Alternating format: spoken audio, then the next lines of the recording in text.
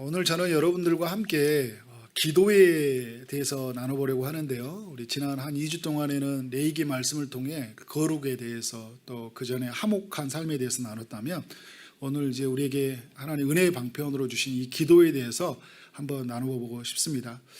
여러분은 기도가 무엇이라고 생각하신가요? 기도는 우리가 흔히 하는 말로 영적 호흡이다. 몸으로 하는 호흡과는 좀 다르죠. 영적으로 하는 호흡은, 몸으로 하는 호흡은 가만히 있어도 호흡이 돼요. 그죠? 그런데 여러분, 영혼의 호흡은 가만히 있으면 호흡이 돼요, 안 돼요? 안 되죠. 비슷한 것은 우리의 몸이 호흡이 돼야지만 우리가 살 수 있는 것처럼 영적인 호흡도 뭐예요?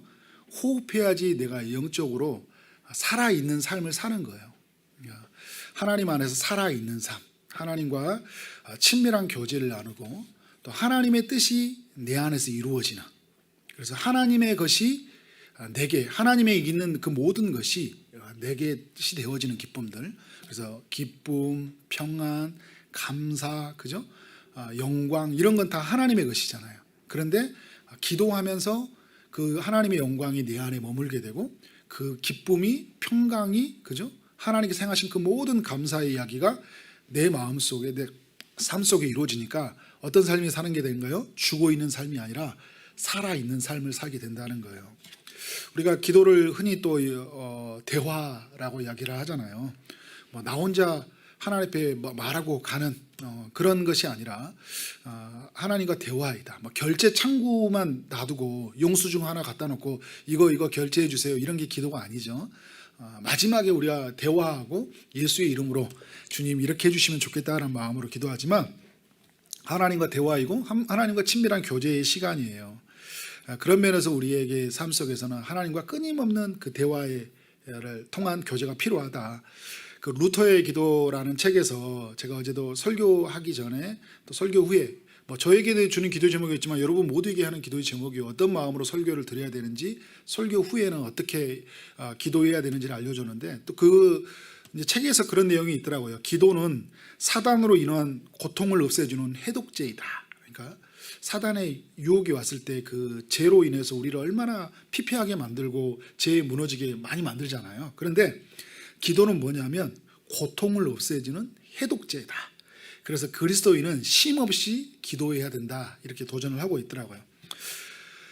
여러분, 우리 이런 기도의 어떤 멋진 말들, 멋진 명언들, 또 우리 믿음의 선배들로 통해서 우리가 정리되어 있고, 또 우리 성경에서도 기도가 무엇이냐는 것들을 우리에게 알려주고 있어요. 근데 중요한 게 뭐냐면 이 기도의 정의가 정말 내 삶을 통과하고 있냐는 거예요. 이게 뼛속 깊은 곳까지 나의 내면화되어 있냐, 나의 정서가 되어 있냐는 거예요. 나에게 가지고 있는 중요한 가치관이 되어 있냐, 이거는 정말 중요한 것 같아요. 어떤 개념으로 알고 있는 게 아니라 실제 내 경험 속에서 기도는 이런 거라는, 그러니까 기도가 영적 호흡이라는 것처럼 정말 그렇습니다. 저도 기도하지 않으면 정말 저는 죽어 있는 사람 같은, 정말 목마름이 있고 갈증이 있고 고통이 있습니다. 그래서 저에게 기도는 하지 않으면 안 되는 그런 영적 호흡입니다. 기도는 저에게 하나님과 친밀하게 만나는 영적 교제의 시간입니다. 하나님과 대화입니다. 기도는 하나님께서 은혜를 주시는 수단입니다. 정말 저는 기도하면서 하나님의 은혜를 많이 누리게 됩니다. 여러분, 이것이 여러분 삶 속에 정말로 내면화되어 있는, 그게 실제화되어 있는 이것이 기도인가라는 질문이 할 필요가 있어요. 그러면서 이제 이런 질문을 해봐야 되겠죠. 정말 나는 기도의 능력을 믿고 있는 건가? 기도의 능력을 믿고 하나님 앞에 나아가는 건가? 라는 질문이 필요하죠. 기도 이외에는 이런 이유가 나갈 수 없다. 내 삶의 문제를 해결할 수 있는 것은 기도밖에 없다. 그래서 나는 기도한다. 이 기도를 믿냐는 거예요. 기도에 이 하나님이 하실 일들을, 내 슬픔과 우울감과 근심과 걱정을 이길 수 있는 것은 기도밖에 없다.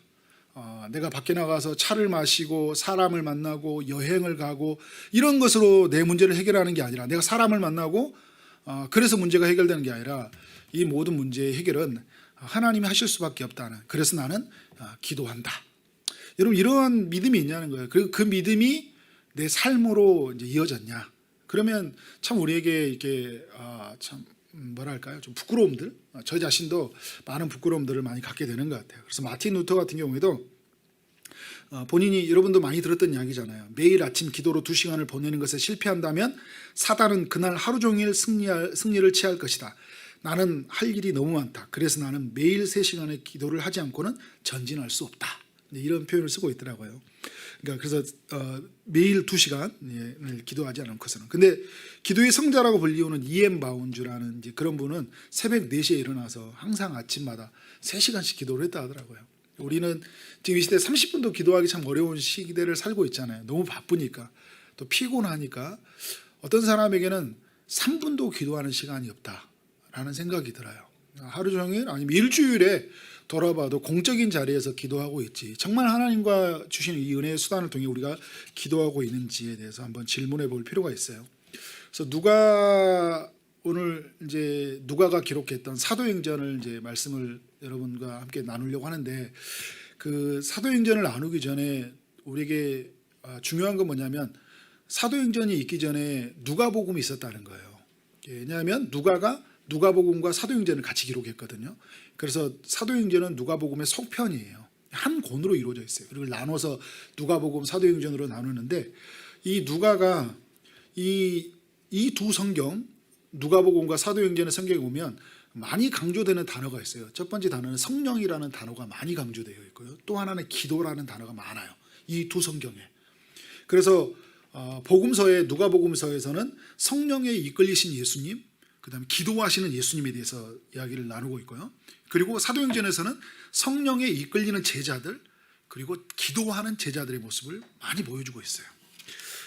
그래서 이 누가의 이야기를 통해 우리는 성령 하나님을 깊이 묵상하고 성령 하나님에 이끌리는 삶을 살아가야 된다. 그러면서 우리의 삶에 은혜의 방편으로 주신 기도가 늘 우리의 삶 안에 계속되어야 된다라는 것을 우리가 이제 교훈으로 생각해야 되겠죠. 그래서 저는 오늘 사도행전에 있기 전에 말씀, 그 누가복음의 이야기를 좀 살펴볼 필요가 있다 생각이 들어요. 우리가 레위기 말씀 묵상하기 전에 우리가 누가복음의 말씀을 읽었잖아요. 오늘 좀 기도에 관한 이야기로 한번 살펴보려고 하는데 표를 한번 봐주실래요? 네. 누가복음에서 예수님이 보여주신 기도가 있어요. 예수님이 어떤 기도를 보여주셨냐면 세례를 받으시는데 이때 이 이야기는 공생애가 시작될 때거든요. 내 사랑하는 아들이 내 기뻐하는 자라는 하나님의 음성을 듣기 전에 예수님에게 있었던 일인데 세례를 받으시고 예수님이 어떤 일을 하셨다고 그래요? 기도하실 때 이야기하고 있어요. 세례를 받자마자 주님이 하신 것은 기도하셨고 그러면서 하늘의 문이 열렸다 이야기를 하고 있는 거죠. 중요한 순간에 인생의 공생애가 시작될 때 뭘로 기도했다는 거예요? 기도로 시작했다는 거예요. 여러분의 삶은 무엇으로 삶을 시작합니까? 기도로 시작합니까? 어떤 정보로, 검색으로, 사람들의 이야기로 시작하고 있습니까? 아니면 하나님의 뜻을 묻고 하나님이 일하시던 내 자신을 맡기면서 시작하고 있습니까? 그리고 또 사람들이 몰려올 때 주님이 기도하시는 장면을 볼 수 있어요. 예수님이 이제 귀신을 쫓아내고 병을 고치는 사역을 다하자 소문이 많이 퍼졌죠. 수많은 사람들이 이제 예수님이 하시는 말씀도 듣고 싶고 병도 고침을 받고 싶어서 모여들었어요. 사람들이 몰려들을 때 주님이 하셨을 때는 뭐냐면 그들을 다 받아들였거든요. 그러나 주님이 하셨던 건 뭐냐면 물러나실지도 알았어요. 그러니까 바쁜 일상 속에서 사람들 속에 치열하게 사시기도 하셨지만 그들을 섬기며 사시기도 했지만 그 바쁜 일상을 멀리하고 뒤로 물러나는 일이 있었다는 거예요. 뒤로 물러나서 뭘 하셨어요? 한적한 곳에 가서 기도하셨다. 그러니까 하나님과의 영적 호흡이고 친밀한 교제이고 하나님의 뜻을 이루는 시간이고 그 뜻으로 채우는 시간이기 때문에 지금 이것은 내 사역 속에서 내 일하는 어떤 수고 속에서 그 내 가치관이 세워진 게 아니라, 그죠? 내가 봉사하면서 많은 봉사를 우리가 교회에서 하죠. 삶 속에서 많은 일을 하고 있어요. 그 속에서 우리의 삶의 모든 것들이 정리되는 것이 아니라 어디에서 정리된다는 거예요? 한적한 곳에 하나님과 교제하는 시간을 통해 자기 자신이 어떻게 왔고 무엇을 해야 되는지를 정리하시는 모습들을 우리에게 보여주고 계신 거죠. 그리고 12제자를 세우실 때도 주님이 기도하셨어요. 그리고 예수께서 기도하러 산으로 가사 밤이 새도록 하나님께 기도하고 밝음에 그 제자들을 부르시사 그 중에서 12를 택하여 사도라 칭하셨다. 이렇게 이야기하고 있어요. 그러니까 공생애가 시작될 때도 그렇고요. 제자들을 세우실 때 주님이 기도하셨는데 얼마만큼 기도하셨어요? 산에 가셔서 밤이 새도록 기도하셨대요. 한 사람 한 사람 선택에 대해서 너무나 중요한 의미를 가지고 있는, 왜냐하면 이 12제자를 통해 하나님의 교회를 세우시잖아요. 초대 교회의 초석을 이룰 사람들이거든요. 이 초석을 세울 이 사람들을 위해서 밤이 새도록 하나님께서, 예수님께서 기도하시는 장면을 볼 수 있는 거죠. 그리고 신앙 고백을 할 때 그 예수님이 이제 그 가이사랴 빌립보에 갔을 때 이런 이야기를 하는 거잖아요. 제자들이 함께 있을 때 사람들이 무리가 나를 누구라냐 이야기를 하니까 이제 뭐 엘리야다, 선지자다 이런 이야기 하니까 너희는 나를 누구라냐, 그러니까 그러면서 주는 그리스도시요 살아계신 하나님의 아들이라는 고백이 있잖아요. 근데 이 고백이 있기 전에 주님이 뭐라고 하냐면 따로 기도하실 때, 그러니까 주님이 신앙 고백을 읽기 전에 뭐가 먼저 있었다는 거예요? 예수님의 기도가 있었다는 거예요. 그러니까 여러분, 우리의 삶에 무언가 있기 전에 누가의 기도가 있었다는 거예요? 주님의 기도가 있었다는 거예요. 이게 참 놀랍더라고요. 저도 말씀을 묵상하면서 그러니까 예수님이 하셔서 사람들에게 반응을 일어나는 걸 보고 고쳐지는 걸 읽는 게 아니라 끊임없이 그 전에 예수님은 하나님과 함께 있었구나, 하나님의 뜻을 묻는 데 있었고 그 안에서 자기 자신이 누구인지를 발견함에 있었다는 것을 볼 수 있어요. 그리고 나서 예수님에게 제자들에게 자신이 누구인지를 듣고 있는 거죠. 그리고 변화산에서 기도할 때 그 영광스러운 형체를 변화시키기 전에 뭐라고 하냐면요, 그걸 보여주려고 가셨다라는 의미, 그 전에 보면 예수께서 베드로와 요한과 야고보를 데리고 어디로 가셨다고요? 기도하러 산에 올라가셨다 이야기를 하고 있어요.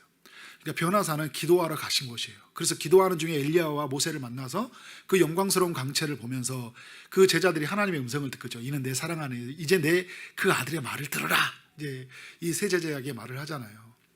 기도하시는 예수님, 그 기도하시는 예수님을 만남을 통해서 어떻게 살아갈지를 알게 되는 제자들의 모습들을 보게 돼요. 또 뒤에 모습 보면요, 떡과 잔을 드시기 전에 이제 최후의 만찬 때인데 떡을 가져 감사 기도하시고 떼어 제자들에게 주셨고요. 그리고 저녁 먹은 후에 잔도 그와 같이 함께 하셨다는 것은 기도하셨다는 거예요.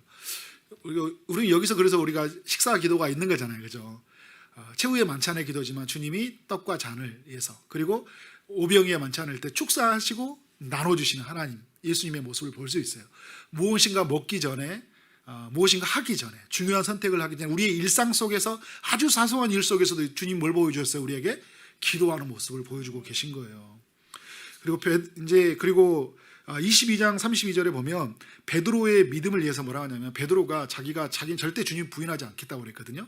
그래서 주님이 너는 나를 3번 부인할 거라고 이야기했어요. 그러면서 뭐라고 하냐면, 내가 너를 위하여 내 믿음이 떨어지지 않기를 기도하였나니 너는 돌이키는 후에 내 형제를 굳게 하라.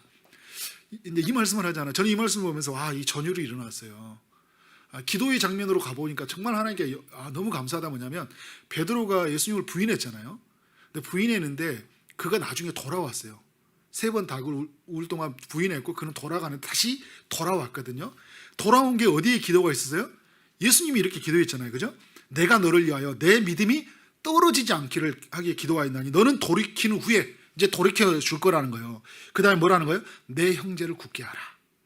그러니까 베드로가 돌아왔을 때 내가 이렇게 믿음으로 사는 거, 하나님 다시 옛날 도망갔다 살아온 건 하나님의 은혜구나. 이제 나는 어떻게 살아야 되는 거예요? 내 형제를 굳게 하는, 흔들리고 좌절하고 낙심하고 도망가는 사람들을 어떻게 살아가요? 믿음을 굳게 하는 삶을 살아가는 거죠. 기도의 힘이다. 이거를 우리 예수님이 알려주고 있는 거죠. 그리고 예수님이 이제 감람산에 이제 가시면서 기도를 하시는 모습을 보여주는데, 겟세마네 동산에 있는 곳이에요.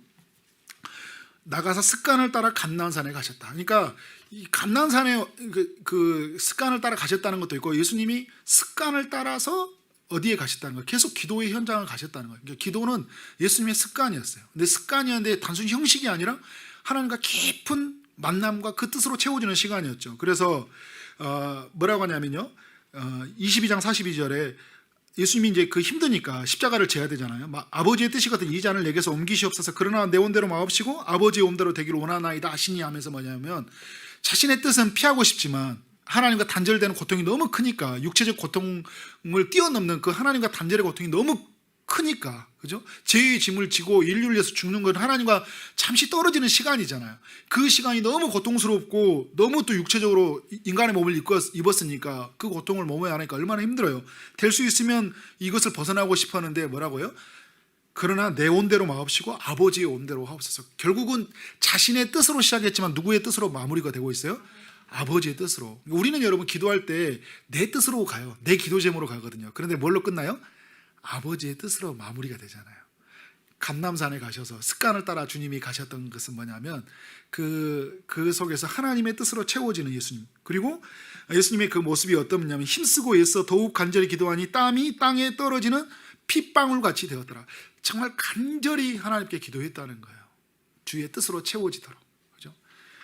인류의 그 제 아래에 있는 백성들을 구속하기 위해서, 그들을 구원하기 위해서 간절히 기도하시는 예수님의 모습을 보여주고 있어요. 그리고 정말 또 감동이 되는 건 뭐냐면 십자가를 지셨을 때인데요. 그리고 이제 십자가를 지셨잖아요. 십자가를 졌는데 사람들이 조롱하거든요. 모욕하거든요. 그런데 뭐라 하냐면 아버지 저들을 사여 주옵소서. 이런 기도가 얼마나 어렵냐면 손에 발에 못이 박혀 있으면요, 몸이 어떻게 돼요? 완전히 밑으로 쳐져요. 고통이 막 이루 말할 수 없는 고통이 찾아올 그때거든요. 사람들이 놀려요. 막 놀리고 있고, 그죠? 막 그런 순간에 주님이 뭐라고 하시냐면, 주님 저들을 뭐 해달라는 거예요? 사하여 달라고 하는 거예요.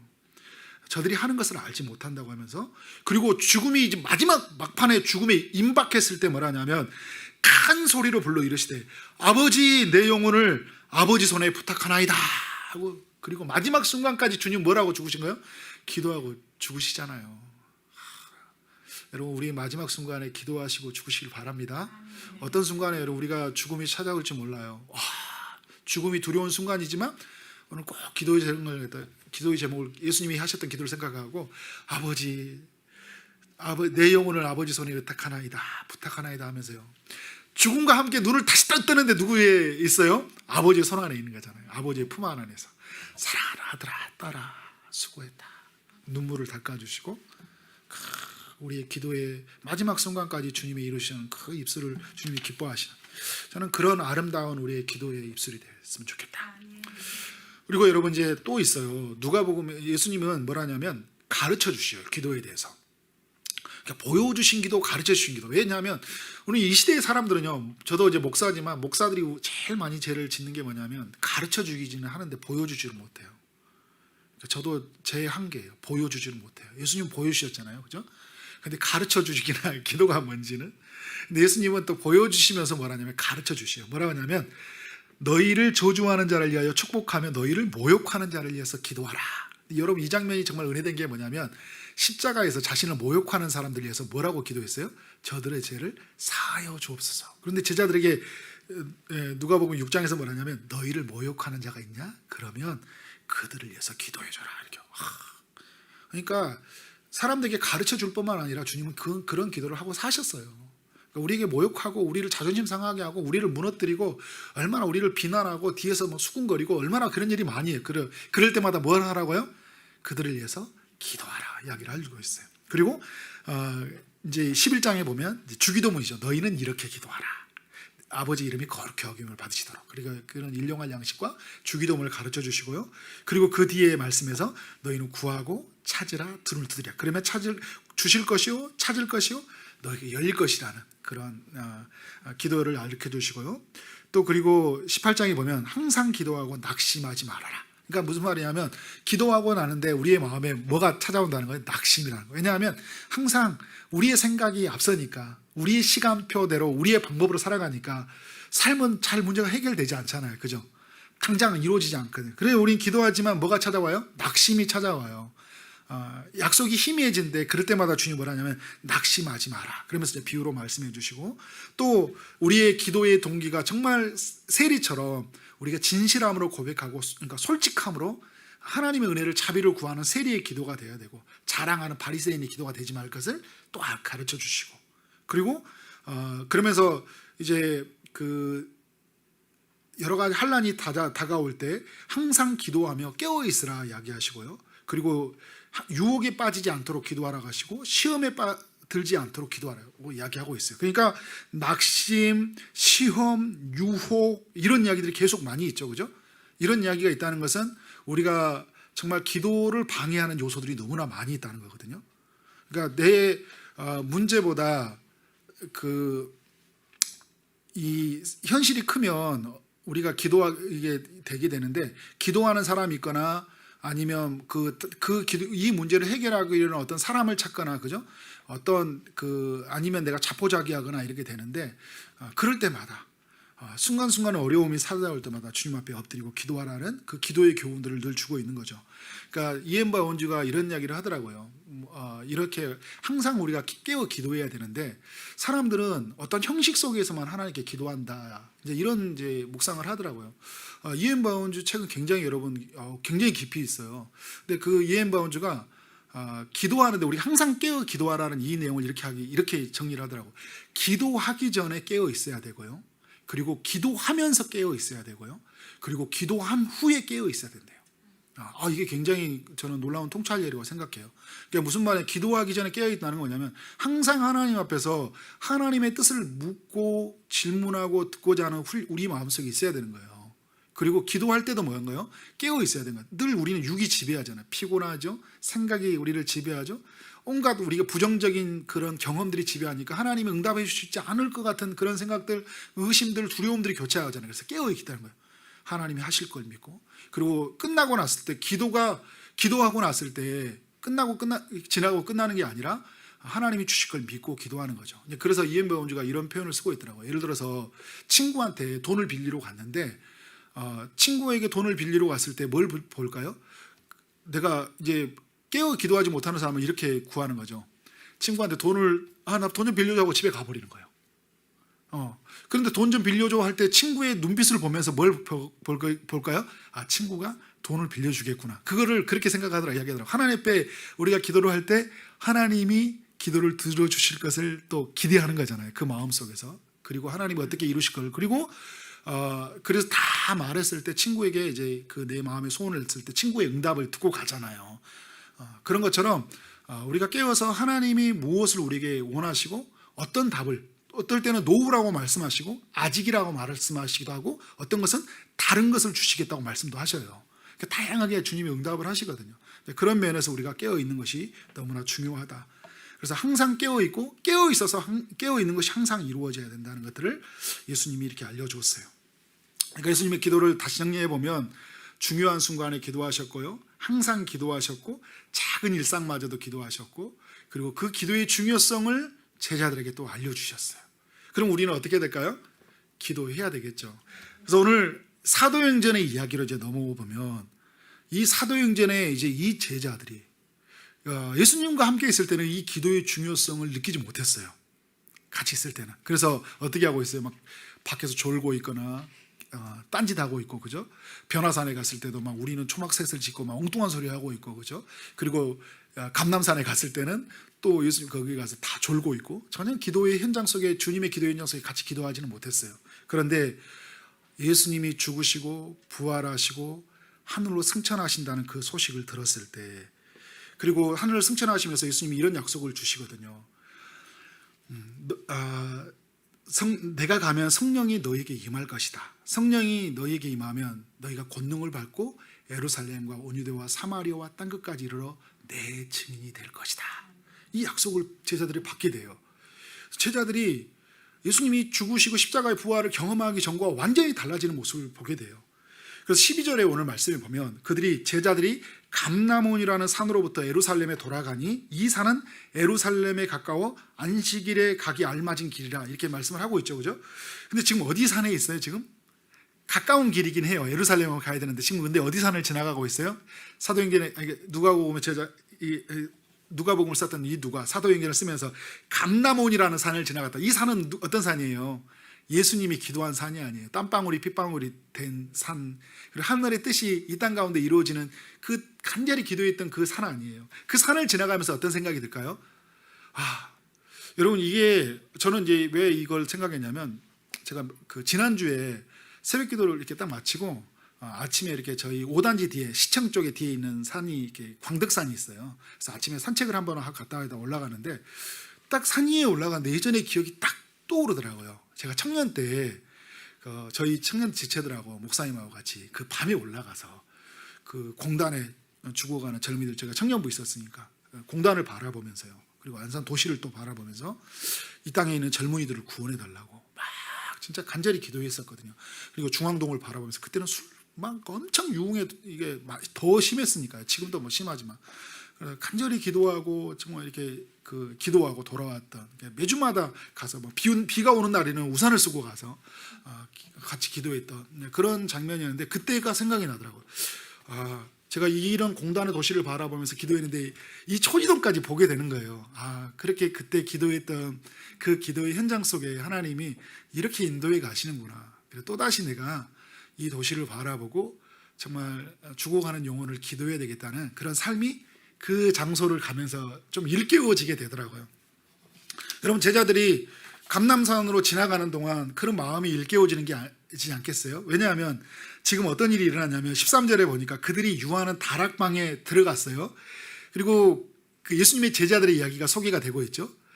제자들의 이야기가 소개가 되고 있고, 그리고 예수님과 함께 했던 사람들, 그들과 예수님의 은혜를 입었던 사람들이거든요. 말할 수 없는 그 은혜를 입을 수 없는 사람들이, 은혜를 입었던 사람들이 지금 모였어요. 그런데면서 뭘 했다는 거예요? 오로지 기도에 힘썼다고 하는 거예요. 12제자를 세울 때 뭘로 세워졌어요? 이들이 기도로 세워진 사람들이잖아요. 자기들이 세워지는 거 보면 기도로 세워졌어요. 그리고 베드로와 제자들이 도망갔어요. 다시 일깨운 건 누구의 기도로 다시 세워진 거예요? 예수님의 기도로 다시 세워진 거잖아요. 그 예수님의 감람산원에서 기도했던 그 기도, 그러니까 12절부터 14절은 기도의 흔적이 너무 많이 묻어있는 내용이에요. 그러니까 기도하는 사람에게는 이 내용이 너무 감격스럽고 제자들에게는, 그래서 제자들이 뭘 하는 거예요? 오로지 기도에 힘썼다고 하는 거예요. 이제 스승이신 예수님, 구원자이신 예수님의 그 모습을 따라서 내가 뭘 하겠다는 거예요? 내가 이제는 기도에 힘쓰겠다. 근데 기도에 힘쓴다 하는데 오로지 기도에 힘썼다 이야기를 하고 있어요. 이 오로지 기도에 힘썼다는 이 이야기가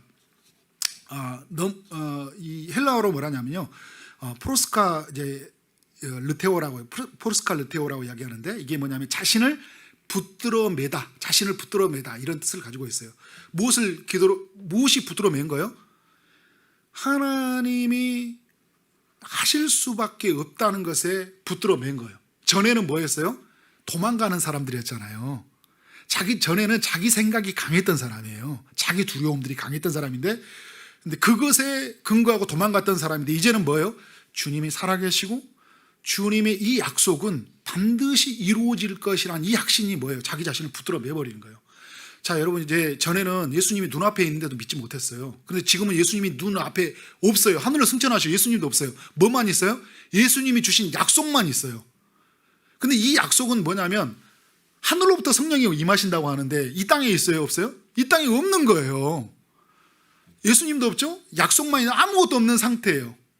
그런데 그 예수님이 없지만 그 약속만 있는데 그것이 자기 자신을 붙들어 매는 거예요. 전에는 보이는 것에 의해서 두려워했는데 보이지 않는 그 약속이 자신을 딱 붙들어내니까, 그래서 이거는 주님밖에 할 수 없다. 기도 외에는 이런 유가 나갈 수 없다. 그래서 뭐 하는 거예요? 오로지 기도에 힘쓰느니라 라는 모습들을 보여주고 있어요. 저는 여러분, 우리 이 이야기를 이제 좀 정리를 해 나가면서 보면요, 이제 이 누가복음에 있었던 예수님의 이야기가 제자들의 이야기가 되어졌고, 또 이 이야기는 누구 이야기가 돼야 될까요? 오늘 우리 이야기가 돼야 돼요. 사도행전에서요, 오늘 1장 12절만 기도하는 이야기가 끝나는 게 아니라 2장 가보면 그들이 3,000명 회심할 때 기도하는 이야기가 나오고, 4장에 갔을 때 그들이 핍박받았을 때 그들이 모여서 간절히 기도하는 이야기가 나오고요. 그리고 이제 그들이 베드로가 감옥에 갇혔을 때 그들이 간절히, 요한이 막 옥배어 죽는 핍박과 환란이 있을 때 간절히 기도하고 나가고, 나중에 이 바울이 어떻게 해요?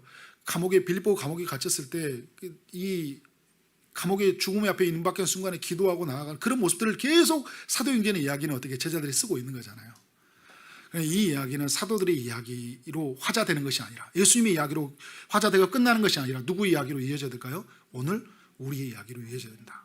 오늘 우리가 여러분 세워진 것은, 우리가 이렇게 믿음으로 떨치지 않고 살 수 있었던 것, 예수님이 보좌 우편에서 우리의 믿음이 떨어지지 않도록, 내 형제를 굳게 하도록 주님이 보좌 우편에서 끊임없이 기도하는 게 있었고, 또 우리 믿음의 수많은 선배들이, 또 우리 동역자들이 우리가 기도함으로 우리가 세워지지 않았습니까?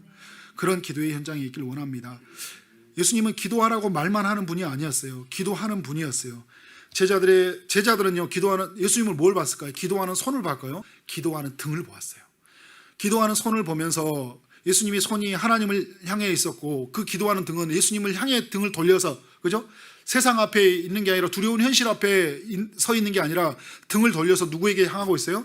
하나님께로 향하고 있잖아요. 그의 얼굴은 누구를 향하고 있어요? 예수님의 얼굴은 하나님을 향하고 있는 모습을 본 거예요. 제자들은 예수님의 얼굴, 예수님이 가지고 있는 손, 예수님이 보이는 등을 보면서 아, 내가 살아가는 동안 내가 할 수 있는 것은 뭐냐면 기도밖에 없구나. 여러분, 우리의 삶의 신앙의 다음 세대, 우리 아이들에게, 우리 다음 세대 젊은이들에게, 우리 자녀들에게 뭘 보여줄 수 있을까요?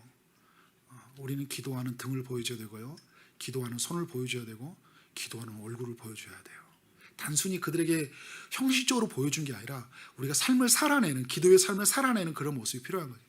수많은 사람들이 그런 간증을 해요. 무슨 이야기를 간증을 하냐면 자기가 돌아오고 다시 믿음을 일깨우고 살아왔던 이야기를, 어떤 이야기를 하냐면 우리 부모님이 나를 위해서 그렇게 기도했던 이야기들이, 그 집에 돌아와는데 그 엄마의 기도의 소리가 확 들리는 이야기를 듣고 자기 자신이 돌이키고 막 그래서 방탕한 생활을 끊었다, 이런 이야기들이 우리 주변에 얼마나 많이 있는지 몰라요. 여러분, 우리의 다음 세대에 있는 사람들에게 이런 아름다운 추억의 이야기를 알려주길 원합니다. 정말 어려운 일이 있을 때, 한계에 부딪혔을 때, 극한 상황에 직면했을 때, 사방이 막혀 있을 때 우리는 사방에 막혀 있지만, 우겨 싸움을 당했지만 하늘은 열려 있으니까 뭘 바라봐야 될까요? 하늘을 바라봐야 돼요. 우리의 시선에 눈을 조금만 시선을 올리면, 김기수 목사님이 그런 이야기를 하셨잖아요. 눈의 시선을 15도만 올려라. 그러면 뭐가 보인다고요? 하나님이 보이는 거예요. 그러니까 우리의 삶의 한계 상황에 부딪히면 계속 그 상황에서 급급되고 원망하고 좌절하는 게 아니라 누구를 바라보는 거예요? 하나님을 바라보라 이야기를 하고 있어요. 지금 여러분 그 어느 때보다 기도할 때예요. 제가 오늘 설교의 제목이 기도할 때라고 이야기했는데요. 세계적으로 봐도 전쟁과 분쟁, 기근과 가난 얼마나 극심합니까, 여러분? 코로나 문제 해결이 안 되잖아요. 치료제와 백신 이런 것들로 우리가 바라볼 때 그냥 개발되어지는 과정 속에 주님이 일하시도록, 그리고 그 개발을 통해 우리의 마음이 하나님께 향해지도록, 그죠? 이 땅의 죄의 문제를 붙잡고 다시 하나님께 온전히 세울 수 있도록, 영적 예배자로 설 수 있도록 우리가 기도하는 것들 너무나 중요하다는 거죠. 정말 이 정체성이 얼마나 혼란스러운지 몰라요. 성 정체성, 그런 가정이라는 어떤 정체성, 가정이 해쳐되고, 그죠? 성이 동성애가 난무하고 빠르게 변화하고, 정말 그 사람들은 하나님 앞에 기도하는 것보다 사람들을 찾잖아요. 그래서 이 검색보다, 이 사색보다 검색이 많다 이야기를 하잖아요. 그러니까 왜냐하면 인터넷 검색하면 다 나와요. 사색해서 묵상하고 하나님 앞에서 묻고 그 뜻에 내가 그런 시간이 없어요. 그래서 여러분 지하철 타도 책 보는 사람보다 이제는 스마트폰 보는 사람이 더 많잖아요. 정보를 검색하고 하는 사람들이.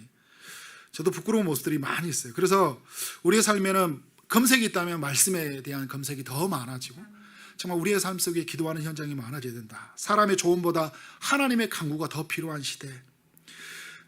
정말 이 코로나의 시대 속에서 그 하나님께 문제가 있는 게 아니잖아요. 기도하지 않는 우리의 삶에 문제가 있다는 걸 늘 기억해야 돼요. 왜 하나님이 코로나를 멈춰주시지 않나라는 게 아니라 기도하지 않는 우리의 삶을 붙잡고 기도하고, 그래서 많은 시간이 우리에게 남아있는데 기도하는 시간이 없는 것에 대해서 안타까워하고, 기도할 힘이 없는 것에 대해서 안타까워하고, 기도가 너무 가벼워진 것들에 대해서 안타까워하면서요. 그래서 그 기도 앞에 우리가 기도 위에는 이런 이유가 나갈 수 없다라는 그런 여러분의 삶이 되길 원합니다. 그래서 여러분 적용으로 이제 4가지 이제 간단하게 말하면요, 기도의 동기부여가 정말 중요합니다. 제가 기도를 하면서 이렇게 오늘 우리는 말씀을 들으면 기도의 동기부여를 갖는데요. 동기부여를 갖는데 우리가 기도 현장으로 잘 안 가잖아요. 기도의 동기부여를 가져야 돼요. 어떻게 기도의 동기부여를 갖냐면, 제가 이렇게 믿음의 선배들을 쭉 이야기를 들어보니까 시편을 자주 읽으라고 이야기를 하더라고요. 시편을 자주 읽어라. 그러니까 시편을 어떤 분은 일주일에 한 번을 다 읽었다 하더라고요. 요즘에 너무 좋은 건 뭐냐면 인터넷에서 시편을 통째로 유튜브에 보니까 통째로 올려놨어요. 통독으로 유튜브에 올려놨더라고 보니까. 그러니까 저도 이렇게 좀 1.5배속으로 해가지고 쭉 읽었거든요. 그러니까 몇 시간 걸려요. 그러니까 어디 차 타고 가면 시편을 쭉 틀어놓은 거예요. 근데 다 읽어지진 않은데 구절구절에 어떤 구절에 탁 들어올 때가 있는 거예요. 시편 18편은 여호와는 나의 힘이시죠 이렇게 이야기하는데 구절구절이 탁탁 은혜가 되더라고요. 그래서 하나님 앞에 기도하게 되는 거잖아요. 그러니까 시편은 기도하는 내용이잖아요. 그러니까 기도의 시기 때문에 시편이 유익하다. 그러니까 시편을 들으면서 내 영혼이 기도하게 된다. 그래서 기도의 동기부여가 일어나는 거잖아요. 또 뭐냐면 기도의 중요성을 알려주는 그 동기부여를 해주는 책들을 읽어야 돼요. 제가 아까 말했던 이엔 바운지의 책 같은 것들 굉장히 유익합니다. 하나하나가 굉장히 가슴을 찌르는 어떤 그런 굉장히 깊이 있는 책이에요. 이엔 바운지, 존 버년, 리차드 퍼스트 이런 기도에 관한 책들, 고전들. 이런 기도는요. 우리가 새로운 시대에서 새로운 정보를 책을 알아가는 것도 정말 중요해요. 그러나 우리에게 고전의 책들은 너무 또 우리에게 유익한 게 많아요. 그래서 기도에 관해서 고전에 관한 책들, 이런 책들도 좀 필요하다. 그리고 이제 동기부여에서는 기도의 동력자가 필요해요. 주변에 있는 사람들에게 내가 기도를 부탁하고 내가 기도를 해주는 거예요. 내가 당신을 위해서 기도하겠다. 제가 너무 감사한 게 뭐냐면 이게 목사가 되다 보니까 내가 기도하지 않으면 안 된다는 마음이 있다 보니까 그런 책임감 때문에 기도하게 되는데요. 그게 또 하나님과 깊이 만나게 되는 게 있더라고요. 그리고 누가 나를 또 기도해 준다는 목사가 되다 보니까 정말 기도하는 성도들이 많이 있다라는, 그리고 주변에 동역자들이 있다는 생각 때문에 이게 저를 계속 그 마음을 일깨워주는 동기부여가 되더라고요. 또 하나 마지막은 뭐냐면 기도의 수첩이에요. 그러니까 여러분의 기도 제목을 적고 주변에 있는 기도 제목을 적고 기도가 어떻게 응답되는지 보고요. 또 거기에 필요한 말씀이 있으면 말씀도 기록해 주시고 은혜 받으면 계속 해주시면 좋아요. 그래서 기도의 수첩을 통해서 우리 조원들 한 사람 한 사람들 우리 가족들의 기도를 어떻게 하나님이 들으시고 응답하시는지에 대해서 가지고 필요하다. 그래서 시편, 기도를 알리는 책, 동역자, 수첩, 이게 기도의 동기를 일으켜주면서 또 어디로 가야 될까? 이제는 기도의 현장으로 가라. 그래서 여러분 우리의 삶에 정말 끊임없이 그 기도의 현장 속에서 주님과 항상 기도하기 전에 깨어 있고요, 그죠? 기도하면서 깨어 있고 기도한 후에 깨어 있는, 그래서 항상 깨어 기도하라는 하나님의 말씀이 우리 안에서 실제적으로 이루어지기를 주의 이름으로 축원합니다. 아멘.